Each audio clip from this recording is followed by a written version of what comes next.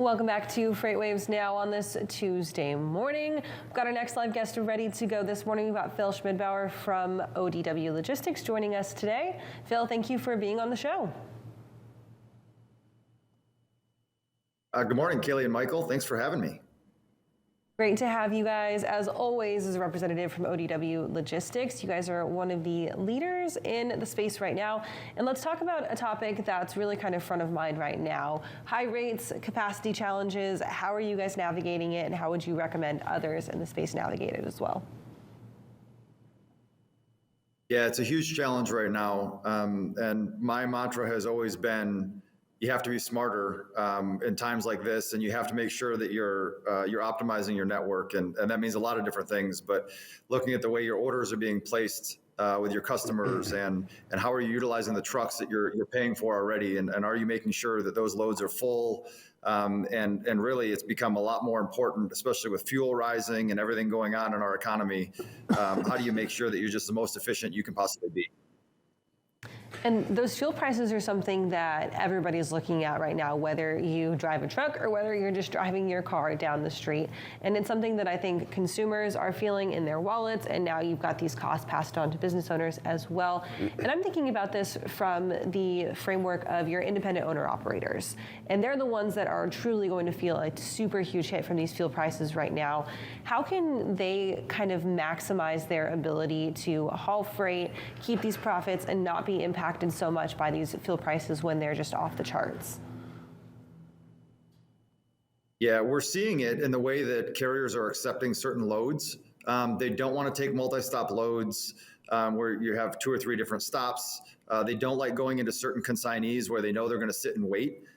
We used to have one consignee where there's a driver that used to run every week for us, and he's like, I take my breakfast, lunch, and dinner because I'm going to be sitting there all day. And rates are just going through the roof. When we just booking an extra stop on a load, rates are going through the roof for that, or going into certain consignees, again, that aren't the most friendly for getting drivers in and out. We're seeing significant rate increases on shipments like that are causing some major issues. So again, as shippers and our customers that are shipping outside, sometimes from our warehouses and sometimes not, we're just trying to help educate them and say, look, these type of loads are going to be difficult to cover. It's going to be higher rates. Sometimes things that we would normally put together on a truckload end up moving to LTL because it's the only way to get it shipped and the cheapest way to make it happen. Yeah, so talk to me about this a little bit, Phill, and hey, welcome to the show. It's nice to see you again and talk with you again. It was always an interesting conversation because you're talking about some things that are a little bit outside the norm, or what normal people might be, or normal shippers might be looking at, is to solve some of these solutions.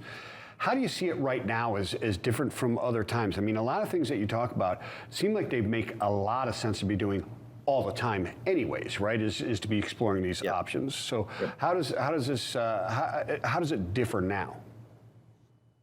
Well, I don't know that it does differ now. I think these are always ways that we've approached business with our customers, is you've always got to be a smarter shipper. And it's changing a little bit because we've traditionally done a lot of the 2 or 3 stop loads to make sure a truck is full and optimize those. And we've kind of backed off of some of those at times because of what the market has done to rates. So we always go into the front end with a customer. We had a customer just a couple weeks ago. The account management team sent me an order placed by their customer. They had 50,000 pounds to ship. You can't put it on one truck. So they split it evenly into two 25,000 pound trucks. Well, now you're sub-optimizing 2 trucks. So we went back and said, try to get those orders written so that it's 40 to 45,000 on one truck, and the remainder we'll move on an LTL or some other method, right? So we're going all the way back into the ordering patterns of their customers to try to help optimize these things, aligning due dates for certain shippers that are next, or certain consignees that are next to each other. It's a never-ending battle, but it's become even more important now with elevated rates, and the carriers can be so picky out there today. And to your point, fuel prices, if a driver is going to have to lay overnight, if it's a one-day point, we've seen significant rate increases just going overnight as opposed to wanting to deliver same day, because these guys don't want to hold it overnight. If they have to sleep and they're away from home, they're sleeping in their trucks. And guess what they're doing? They're letting that truck run so they don't freeze to death or sweat all night because of the weather. So it's just all the little things that are adding up now, and fuel prices are only exacerbating the issues. So Phil, that strategy of going back to the starting point when you're looking at a customer's ordering process and what they're ordering and how it can be allocated differently is a strategy that I think is pretty unique, but also something that's overlooked pretty often, right?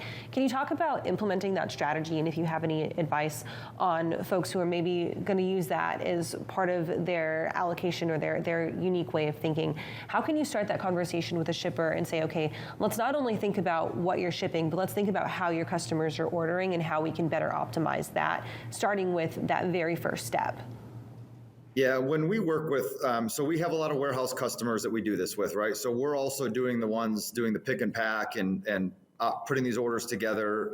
We work with our own warehouse and saying, hey, let's not stack these more than 50 inches, so we can stack this on top of heavier freight on consolidated loads. So freight consolidation going into direct customers. If we're shipping to Walmart, you're not going to get Walmart to change your ordering patterns. So what can we do in the warehouse side that helps us be able to optimize that on a truck better with our other freight that we're moving in those locations? And really, it's just knowing not only your customer but who they're delivering to.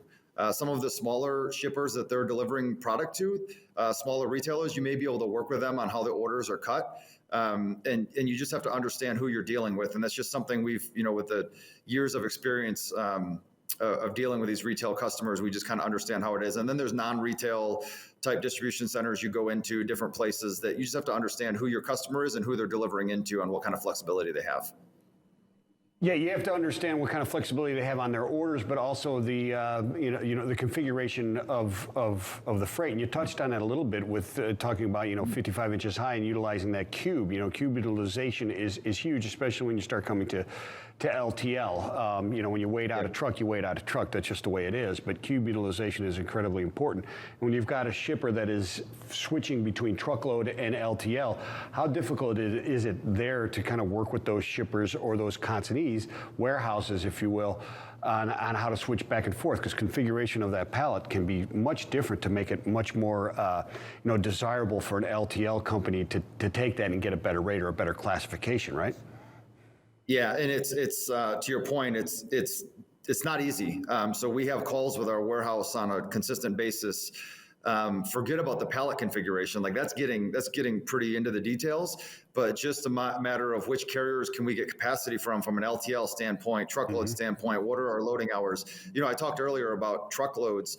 If you got a 400-mile truckload, that driver wants to pick up early in the morning and deliver that evening if possible, so he doesn't have a layover, or depending on his transit, where he's at with hours of service. We got drivers calling in and saying, hey, can I pick up earlier? Can I pick up later? There are so many factors right now that we're taking. I wish there was an easier way to navigate it, but my advice to anyone is think outside the box of what you traditionally do. Like you have to do that right now because things are so tight. It's hard getting LTL carriers to come in and pick up. And out of Columbus, we ship on every LTL carrier there is, but just getting capacity from them. Well, they don't have drop trailers, so you have to have live loads. And, my driver needs to be loaded and out of there within a half an hour. And it's just, everything right now is tightening up. And so, my best advice is just think outside the box, take creative ideas and try to talk to people and have conversations about what you can do differently. Phil, before we let you go today, I've got a quick question about these new entrances, these new brokers coming into the market and coming in at this when you need to be seasoned and have this flexibility mindset. And we know the saying, smooth seas never made for a skilled sailor, right? And so can you talk a little bit about the benefit that these newer brokers entering the market at this volatile time are going to take if we move into a smoother market, and how they can take these strategies that they're learning now and really put them into their toolbox and use them as an advantage later on down the road? Yeah, it's interesting. There's a lot of people that have a lot of different, insights on the market and how they approach it. I'm a relationship person.